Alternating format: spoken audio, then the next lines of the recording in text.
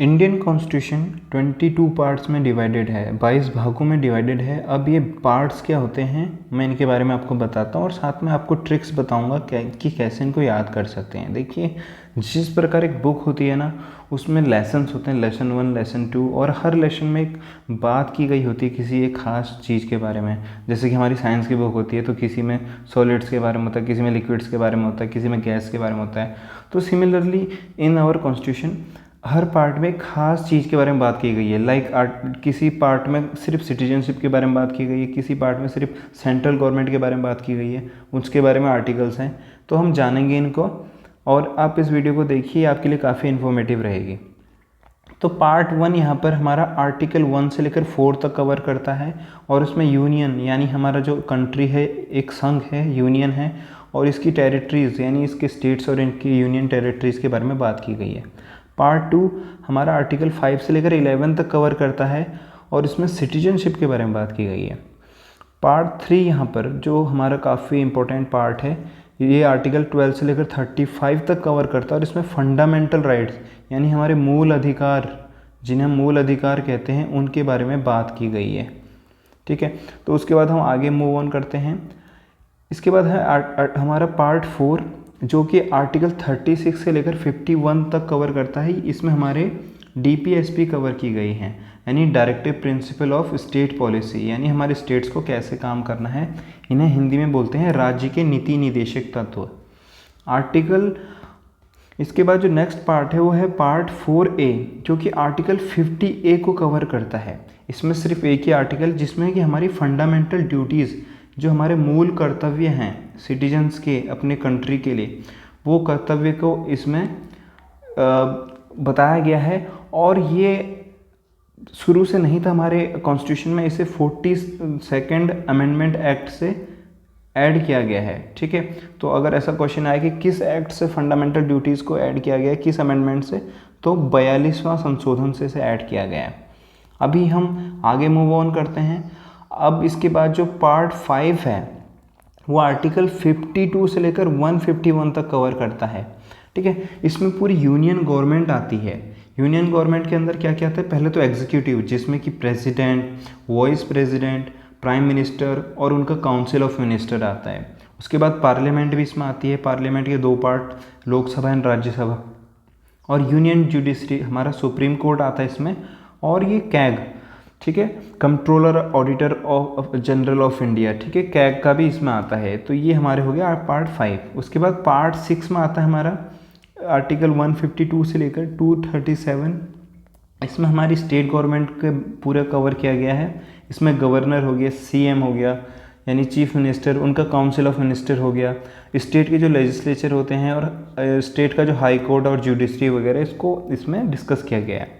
Part 7 अभी deleted है तो इसके बारे में हमें याद करने की ज़रूरत नहीं है। इसमें आर्टिकल 238 था बेसिकली, बट वो डिलीट कर दिया गया है। नाउ पार्ट 8 के बारे में बात करते हैं। पार्ट 8 239 से 242 तक है। इसमें यूनियन टेरिटरीज यानी जो यूटीज़ हैं हमारी, उनके बारे में बात की गई है। पार्ट 9 ये आर्टिकल 243 से लेकर 243O तक को कवर करता है। ये इसमें पंचायती राज के बारे में बात की गई है, जो हमारा पंचायत है, और इसे 73rd अमेंडमेंट एक्ट से ऐड किया गया था। जो पंचायती राज है इसे 73वें संशोधन से ऐड किया था। अब इसमें अगला पार्ट है पार्ट 9A जो आर्टिकल 243O से लेकर 243ZZ तक कवर करता है और इसमें म्यूनसिपैलिटीज़ के बारे में यानी अर्बन लोकल गवर्नमेंट के बारे में बात की गई है। ये 74th अमेंडमेंट एक्ट से ऐड किया गया था। ओके, तो इसे 74th अमेंडमेंट एक्ट से डाला गया था। और पार्ट 9B ये आर्टिकल 243Z से लेकर 243ZT तक कवर करता है और इसमें कोऑपरेटिव सोसाइटीज़ के बारे में बात की गई है और इन्हें 97th अमेंडमेंट एक्ट से ऐड किया गया था। तो ये भी बेसिकली पूछा जाता है कि ये कौन से वाले अमेंडमेंट से ऐड किए गए थे। और अब आगे मूव ऑन करते हैं।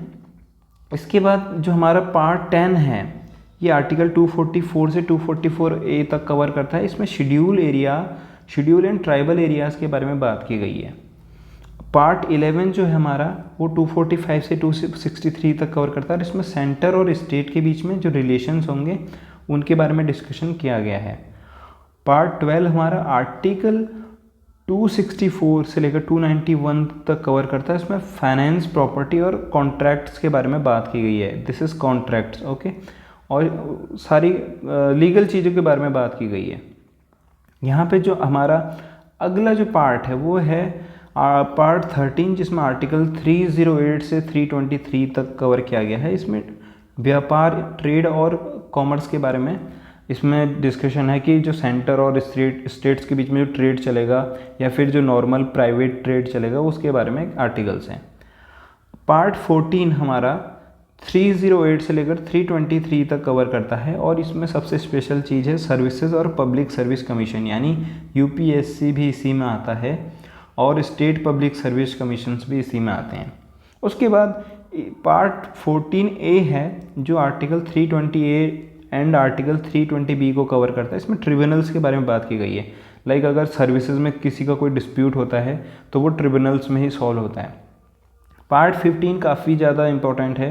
ये 324 से 329A तक के आर्टिकल को कवर करता है और इसमें इलेक्शंस, चुनाव के बारे में बात करी गई है और इलेक्शन कमीशन ऑफ इंडिया के बारे में भी इसी वाले पार्ट में बात की गई है। पार्ट 16 हमारा जो आर्टिकल 330 से लेकर 342A तक कवर करता है और इसमें स्पेशल प्रोविज़न है सर्टेन क्लासेस के लिए, लेकिन लाइक OBC, SC और ST और EWS भी शायद अब इसी में कवर होगा, तो उनके बारे में इस पार्ट में बात की गई है जो वीकर सेक्शन है, ठीक है। लाइक वुमेंस भी इसी में आती हैं, वुमेंस भी आ गए, चिल्ड्रन भी आ गए, वो सब स्पेशल क्लासेस हो गए। अब पार्ट 17 में हमारा क्या डिस्कस किया गया है, इसमें आर्टिकल 343 से 350A तक बात की गई है। इसमें ऑफिशियल लैंग्वेज, यानी जो हमारी कंट्री की ऑफिशियल लैंग्वेज है और जो हाई कोर्ट, सुप्रीम कोर्ट में जो लैंग्वेज चलेगी उसके बारे में बात की गई है। पार्ट 18 में हमारी 352 से 360 तक कवर किया गया। इसमें इमरजेंसी प्रोविज़न है, like emergency, like national emergency, president rule, okay, और क्या कहते हैं फाइनेंशियल इमरजेंसी। ये 3 टाइप की इमरजेंसी है जिनके बारे में इनमें डिस्कस किया गया है, ठीक है। उसके बाद पार्ट 19 में आर्टिकल 361 से 367 तक हैं। इसमें मिसलिनियस टॉपिक हैं जो कहीं कवर नहीं किए गए हैं, उनको इसमें रैंडमली ऐड किया गया है, कोई पर्टिकुलर इसका टाइटल नहीं है। पार्ट 20 भी बहुत इंपॉर्टेंट है जिसमें आर्टिकल 368 कवर होता है, रिमेंबर करिएगा इसको। इसमें कॉन्स्टिट्यूशन को अमेंडमेंट करने का प्रोसेस है पार्ट 20 में, कि कॉन्स्टिट्यूशन को कैसा अमेंड किया जाएगा। पार्ट 21 में भी कुछ चीज़ें हैं जो कि आपके लिए नेसेसरी नहीं है, पार्ट 22 में भी है, वो भी नेसेसरी नहीं है। आपको सिर्फ ये जो ऊपर मैंने आपको पार्ट्स बताए हैं आपको इनको याद रखना है, ठीक है। तो वैसे तो सारे पार्ट्स इंपॉर्टेंट हैं, आपको लगभग सारे याद करने हैं और मैं आपको ट्रिक बता देता हूँ जिससे कि आप इनको याद रख पाएंगे, बस फिर इसके बाद आपकी प्रॉब्लम सॉल्व हो जाएगी। तो इसके लिए एक पूरा एक सेंटेंस है, एक्चुअली 2 सेंटेंस हैं, तो ये आपको दोनों याद रखने हैं। पहला सेंटेंस है you can fly directly from US to UP to meet child of Shyam and Rita. और सेकंड लाइन है fruits taste sweet to eat so only eat Maggi as tasty snack. तो पहला जो लाइन है उसका मतलब ये बनता है, स्टोरी समझ लीजिए आप डायरेक्टली US से फ्लाई कर सकते हैं UP तक अगर आपको श्याम और रीता के बच्चों से मिलना है। इस सेंटेंस को आप इंग्लिश में याद रखिएगा, हिंदी में नहीं। और दूसरा है कि जो फ्रूट्स होते हैं वो काफ़ी मीठे होते हैं, इसलिए सिर्फ मैगी को खाओ एज अ टेस्टी स्नैक। अब इनमें जो ये मैंने रेड या पिंक कलर से जो हाईलाइटेड चीज़ है, ये वर्ड आपको डिनोट करता है पार्ट्स के बारे में। एक एक करके मैं एक्सप्लेन करता हूँ ताकि आप इसको याद करें, और आप 2-3 बार अगर इस पूरे पैराग्राफ को रिपीट करेंगे तो आपको याद रहेंगे। तो यहाँ पे फर्स्ट ये यू हमें डिनोट करता है यूनियन को, सेकंड सिटीजनशिप को, थर्ड ये जो एफ है ये फंडामेंटल राइट्स को डिनोट करता है, डी ये जो डायरेक्टली का डी है ये डीपीएसपी को डिनोट करता है हमारी, और यहाँ पे जो ये अगेन एफ है फ्रॉम का, ये हमारे फंडामेंटल ड्यूटीज़ को डिनोट करता है। यूएस का यू यहाँ पे डिनोट करता है यूनियन गवर्नमेंट को, एस डिनोट करता है स्टेट गवर्नमेंट को, ये अगेन यूपी का यू डिनोट करता है यूनियन टेरिटरीज़ को, और ये पी डिनोट करता है पंचायती राज को, PRI, और एम डिनोट करता है म्यूनसिपैलिटीज़ को, ओके। सी डिनोट करता है सर्टेन क्लासेस जो शेड्यूल्ड एरिया है उनके बारे में, ठीक है। शेड्यूल्ड कास्ट और शेड्यूल्ड एरियाज़ के बारे में बात करता है, नहीं ये वाला सी यहाँ पे बात करता है कोऑपरेटिव सोसाइटीज़ के बारे में। ओके, और ये एस डिनोट करता है शेड्यूल्ड एरियाज़ के बारे में, और ये आर यहाँ पे हमें बताता है relation between centre and state. ये वाले स्टेटमेंट से हमको इतने पार्ट याद हो गए हैं, ये पार्ट हमारे हो जाते हैं।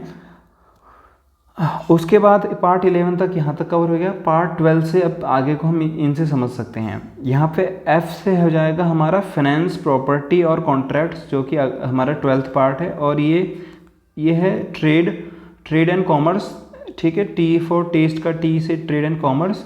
और नेक्स्ट जो स्वीट है इसका एस से हमारा डिनोट होता है service under union and the state, like UPSC and SPSC. Then ये जो टी है इससे ट्रिब्यूनल्स हो गए, ईट का ई से इलेक्शंस हो गए, और इसके बाद ये जो सो का एस है ये डिनोट करता है special provision to certain classes like SC ST OBC. Only का ओ यहाँ पे हमें ऑफिशियल लैंग्वेज के बारे में बताता है, और ईट का जो ई है वो डिनोट करता है हमारा इमरजेंसी प्रोविज़न के बारे में। उसके बाद मैगी का एम यहाँ पर हमें मिसलिनियस टॉपिक बताता है कि इसमें मिसलिनियस टॉपिक है। ए बताता है हमारा जो अमेंडमेंट का जो प्रोसेस है कि अमेंडमेंट कैसे होगा। ये जो टी बताता है ये कुछ टेम्परेरी प्रोविज़न है, ये 21 पार्ट है जिसके बारे में आपको याद रखने की ज़रूरत नहीं है। और जो 22वां है स्नैक, ये शॉर्ट टाइटल और कुछ कमेंसमेंट और कुछ पहले की जो चीज़ें हैं वो रिपील हो चुकी हैं, वो आपको याद रखने की ज़रूरत नहीं है, पर आपको ये सेंटेंस याद रखने पड़ेंगे। इससे आप याद कर सकते हैं बहुत ईजीली सारे के सारे पार्ट्स को। अगर आपको फिर भी कोई डाउट रहेगा तो आप हमारे जो टेलीग्राम चैनल है वहाँ से एक तो इसकी PDF आप डाउनलोड कर सकते हैं। अगर आपको बहुत हेल्पफुल रहा है ये, इसको आपको यूज़फुल रहा है तो आप ज्वाइन कर लीजिए चैनल को, आगे भी मैं ऐसे ही यूज़फुल चीज़ें डालूँगा। और इसकी PDF आपको चाहिए तो वो ये चैनल पे मिल जाएगी आपको, लिंक डिस्क्रिप्शन में है और पिन कमेंट में है। और साथ में अगर कोई डाउट है तो आप मेरे को वहाँ पे जाके DM कर सकते हैं, मेरे को पर्सनली मैसेज कर सकते हैं, I will explain you better. Okay, तो thank you for watching this video.